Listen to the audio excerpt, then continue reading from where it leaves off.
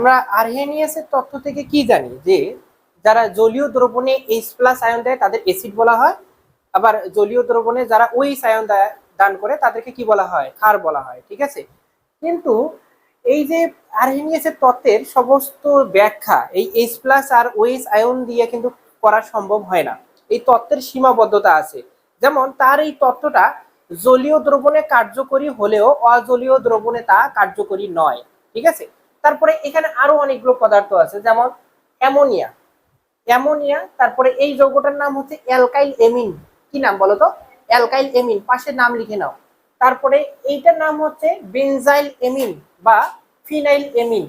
তো এই যৌগগুলোর মধ্যে কিন্তু ক্ষারকীয় ধর্ম আছে। ঠিক আছে, কিন্তু তা আরহেনিয়াসের তত্ত্বের সাহায্যে ব্যাখ্যা করা সম্ভব হয় না। তারপরে এখানে আরো কিছু রাসায়নিক পদার্থ আছে, যেমন এখানে ferrous sulphate, zinc sulphate, copper sulphate, তারপরে অ্যালুমিনিয়াম ক্লোরাইড।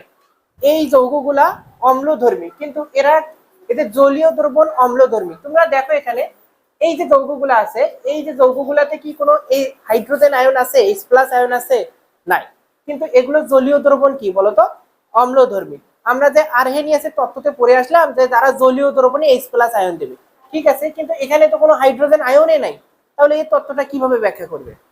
তারপরে এখানে আরো দেখো সোডিয়াম কার্বনেটের জলীয় দ্রবণ কি? ক্ষারধর্মী। তাহলে এই যে রাসায়নিক পদার্থগুলা, ঠিক আছে, এদের যে অম্লধর্ম এবং ক্ষারধর্ম, তাহলে আরহেনিয়াসে যে তত্ত্ব ছিল H+ আর OH আয়ন, সেটা দিয়ে কি ব্যাখ্যা করা সম্ভব হয়? হয় না। বুঝতে পারছো কি? তাহলে এই তত্ত্বগুলো তার সীমাবদ্ধতা ছিল।